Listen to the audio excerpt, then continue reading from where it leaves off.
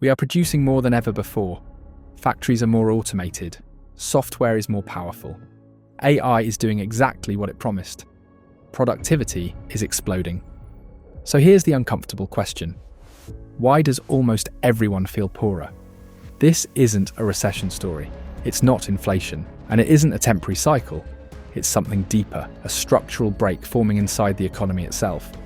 In this video, I'm not predicting the end of the world. I'm explaining a math problem. A paradox that quietly emerges when productivity grows faster than human income. Once you see it, you'll understand why more output no longer guarantees shared prosperity, and why AI might just be the force that pushes this fragile system to a breaking point. The old productivity bargain. For most of modern history, the economy ran on a simple, unspoken bargain. Humans provided the labour, machines amplified it. And crucially, when productivity went up, wages went up with it. This wasn't an accident, it was engineered. In 1914, Henry Ford famously doubled his workers' wages to $5 a day, a shock to the entire industrial world. He didn't do it out of charity, he called it efficiency engineering. He realised a fundamental truth that modern CEOs seem to have forgotten. If his workers couldn't afford to buy his cars, his factory had no purpose. For nearly 30 years after World War II, this virtuous cycle actually worked. From 1948 to 1973, productivity in the US nearly doubled, and hourly compensation, it doubled right alongside it. When factories got faster, workers earned more. When workers earned more, they bought more fridges, houses, and cars. That loop, productivity income demand, is what built the middle class. It is the reason mass production worked at all. But there is a reason I'm showing you this history, because right here, in the early 1970s, the bargain quietly died. The first fracture, before AI. Economists call this moment the Great Decoupling. Starting around 1973, productivity kept rocketing upward, growing by 64% over the next few decades. But the wages of typical workers, they barely budged, rising less than 18%. Why? Because the operating system of capitalism was rewritten. In 1970, economist Milton Friedman published a doctrine that became the new gospel. The social responsibility of business is to increase its profits. Suddenly, efficiency wasn't about building better lives. It was about shareholder value. We saw the rise of financialization. Companies realized they could make more money by moving numbers on a spreadsheet than by paying people to make things. Unions were dismantled, eroding the bargaining power that kept wages high. Production was offshored to cheaper countries. And the profits that used to go to the worker started flowing exclusively to capital. I'm telling you this because you need to understand one thing before we talk about robots. AI didn't invent this problem. AI is simply inheriting a broken system and pouring rocket fuel on the fire. What AI changes fundamentally? So, how is this different from the steam engine or the internet? Here is the distinction that changes everything. Previous machines replaced tasks. The loom replaced the hand, the tractor replaced the muscle, the computer replaced the calculation. But AI is the first technology in history that replaces capability itself. It doesn't just help the worker, it is the worker. We are entering what the World Economic Forum calls the Agentic age. Companies are no longer asking, how can this tool help my team? They are asking what Shopify CEO Toby Lütke told his managers. Before you ask for headcount, prove that AI can't do the work. This isn't theoretical. McKinsey tracked a real-world deployment where a bank used autonomous AI agents to modernize their code. The result? They managed 100 AI agents with just 5 humans. Productivity exploded, but the payroll, it collapsed. This is the new economic physics. One system can do the work of hundreds. One company can scale to $1 billion in revenue without ever hiring 1,000 employees. Output grows, costs fall, but the workforce doesn't expand alongside it. This is productivity without proportional employment, and that is brand new. Productivity without pay. To understand why the old rules are dead, look at what happened in Kunshan, China. In a single swoop, Foxconn, the company that makes your iPhone, replaced 60,000 human workers with robots. One factory, 60,000 incomes, gone. Now ask yourself the question that breaks the economist's model. Did those 60,000 robots go out and buy iPhones with their wages? No. The productivity of that factory went up, the cost of labour went down, but the labour share of income, the actual money flowing back into the community, dropped to zero. This is what billionaire investor Vinod Khosla is warning us about. He predicts that by 2035, AI will be able to do 80% of all jobs. He calls it a hugely deflationary economy. Why? Because when labour is free, the cost of making things collapses. Clothes, food, electronics, they all become dirt cheap. But here is the trap. Cheap goods don't matter if you have no income to buy them. We are moving from an economy of scarcity to an economy of abundance, but only for the people who own the machine. Before he died, Stephen Hawking left us a warning about exactly this moment. He said, everyone can enjoy a life of luxurious leisure if the machine-produced wealth is shared, or most people can end up miserably poor if the machine owners lobby against redistribution. So far, the trend is clear. The owners are winning.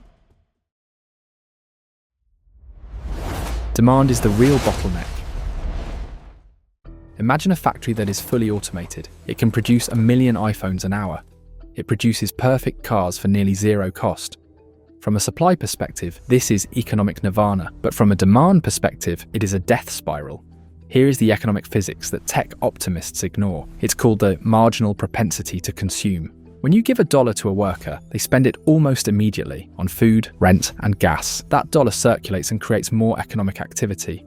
But when you give that same dollar to an AI company or a wealthy shareholder, they save it. They buy back stock. The money stops moving. Nobel laureate Joseph Stiglitz warns that this is exactly how AI breaks the economy. He argues that by shifting income from labour, spenders, to capital, savers, we create a demand bottleneck. We will have infinite digital abundance, sitting on servers that no one can afford to access. You can't eat automation. You can't live inside a software update. If we displace millions of workers faster than we find new uses for them, the price of goods doesn't matter. Zero cost means nothing if you have zero income. This is the productivity trap. We are building an engine that runs at 10,000 RPM while simultaneously draining the fuel tank. New jobs is not a timing solution. Now, the standard counter-argument here is the Luddite fallacy. Optimists will tell you, technology has always created more jobs than it destroyed. We just can't imagine them yet. And historically, they are right, but they are missing the one variable that matters: velocity. In previous revolutions, we had generations to adapt. When farming died, it took decades for the workforce to move into factories. But AI improves on a logarithmic curve. It gets better every month. Biological humans improve on a linear curve. It takes you 4 years to get a degree. By the time you finish retraining for a new job, the AI might have already automated it. As Mustafa Suleyman, the co-founder of DeepMind, warns in The Coming Wave, the speed of this transition is unlike anything our species has ever processed. We are trying to adapt biology to digital time. History actually predicts what happens next. It's called Engel's pause. During the Industrial Revolution, productivity exploded instantly, but do you know how long it took for worker wages to actually catch up? 50 years. 2 entire generations of workers lived and died in poverty while the machines printed money before the new jobs finally stabilized the economy. If AI creates a utopia in 2050 but destroys the labour market in 2026, what happens to the generation caught in the middle? That isn't a transition, that is a casualty event. The productivity trap. There is a counterintuitive truth in economics that CEOs rarely talk about. Efficiency doesn't stabilise systems, it makes them brittle. Think about the global supply chain crisis of 2020. For decades, consultants told companies to use just-in-time manufacturing. They stripped out every redundancy. They eliminated every warehouse. They optimized every second to save pennies. It worked perfectly until the world hiccuped. Then, because there was no fat left in the system, the whole thing collapsed. AI is just-in-time applied to human beings. Roger Martin, the former dean of the Rotman School of Management, warns that our obsession with efficiency is actually destroying democratic capitalism. He argues that when you optimize exclusively for efficiency, you eliminate resilience. In a corporate spreadsheet, a human employee looks like inefficiency. We are expensive. We get sick. We need sleep. Replacing us with AI looks like the ultimate optimization. But that inefficiency has a name: the middle class. The fat you are trimming isn't just waste. It is the disposable income that keeps the rest of the economy alive. By the time every company creates the perfectly efficient, automated business model, they may realize they have optimized their own customers out of existence. Second-order consequences. But the damage doesn't stop at your bank account. It spreads to the very machinery of the state. Here is a number that should keep you up at night. 84%. That is the percentage of US federal revenue that comes from individual income and payroll taxes. The roads you drive on, the police who protect you, the military, the schools, they are all funded by human wages. Robots don't pay income tax. AI agents don't pay into Social Security. If we replace human labour with untaxed algorithms, the tax base evaporates overnight. And then there is the pension bomb. Our entire retirement system is a pay-as-you-go scheme. Current workers pay for current retirees. The IMF warns that as populations age and automation rises, pension liabilities are going to explode. If you remove the workers from the bottom of the pyramid, who pays for the people at the top? This stops being an economic issue and becomes a governance crisis. Bill Gates saw this coming years ago. He proposed a robot tax, arguing that if a robot takes a human job, it should pay the same tax that human did. But so far, no government has implemented it. Historian Yuval Noah Harari offers a darker prediction. He warns of the rise of a useless class, billions of people who aren't just unemployed, but unemployable because they have no economic value to the state. And history tells us that when a large group of people becomes economically irrelevant, political stability is the first thing to break. The 3 paths forward. From this cliff edge, economists generally agree there are only 3 ways this plays out. Path 1. Extreme concentration. This is the default setting. If we do nothing, we drift toward digital feudalism. A tiny class of AI owners, the techno-lords, rent out intelligence to everyone else. You don't have a job, you have a subscription. Wealth concentrates so heavily that the economy effectively splits, a hyper-advanced economy for the owners and a subsistence economy for the rest. As Mustafa Suleyman warns, this centralization isn't accidental. It is the natural gravity of the technology. Path 2. State redistribution. This is what Sam Altman proposes in Moore's Law for Everything. The logic is simple. If AI creates infinite wealth but destroys wages, the government must tax the capital, the land, the compute, the robots, and redistribute it as a social dividend, or UBI.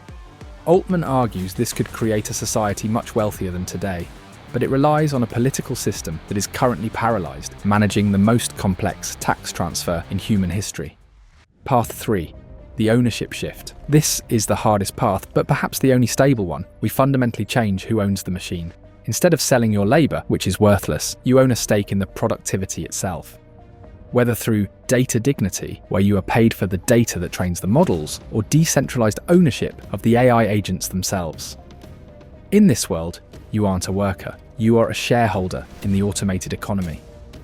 Every society will choose one of these paths, either explicitly through legislation or implicitly by doing nothing. But let's be clear, the old path, the one where you just work harder and earn more, that road is closed. Reframing the core question. So we need to stop asking the wrong question. For 5 years, the debate has been, will AI be capable enough to create abundance? The answer is yes. That debate is over. The factory will run, the code will be written, the GDP line will go up. The real question, the one that will define your life for the next decade, is this: who gets to participate in that abundance? Geoffrey Hinton, the godfather of AI, recently left Google to warn us about exactly this. He didn't just warn about Terminator scenarios, he warned about the economics. He said it's going to make the rich richer and the poor poorer, because the productivity gains go to the owners, not the people doing the work. This is what Stanford economist Eric Brynjolfsson calls the Turing trap. If we use AI just to automate human tasks to save money, we devalue humans. But if we use AI to augment what humans can do, we create new value. The trap is thinking your job is to be better than the robot. You can't be. Your job is to be the director of the robot. You have to move from being an executor, the one grinding out the tasks, to an orchestrator, the one leveraging the machine. If you don't know how to make that pivot, I've got you covered. I've put together the AI Career Survival Guide. It's not just theory, it is a tactical blueprint for this specific 2025 to 2028 window. It helps you run a replaceability audit on your current role to find the weak points, and it helps you identify your asymmetric edge, the specific human skill you have that the model cannot replicate. The link is right there in the description and the pinned comment. Don't wait until the next model drops. Download it, audit yourself, and get off the tracks. Closing open loop. Productivity will keep rising. That is inevitable. The models will get cheaper, the factories will get faster, the line on the chart will go up. But an economy isn't a line, it is a loop. It is a circle of value flowing between those who make and those who use. For 200 years, capitalism assumed one foundational truth, that human friction was necessary, that we were the bottleneck to production. AI removes the bottleneck, but in doing so it reveals what the market was always built on: human scarcity. The philosopher Hannah Arendt warned us about this decades ago. She feared we would build a society of labourers without labour, a world where we define ourselves by our jobs, right at the moment those jobs disappear. When intelligence becomes abundant and labour becomes infinite, money stops answering the most important question of all: who matters? The real crisis coming toward us isn't job loss, it's demand without dignity. We are solving the problem of production, but we have no idea how to solve the problem of purpose. That question doesn't belong to the future. It's already here. Don't wait for the economy to decide your value for you. Grab the survival guide in the description, run your audit, and start building your moat today. Thanks for watching. I'll see you in the next one.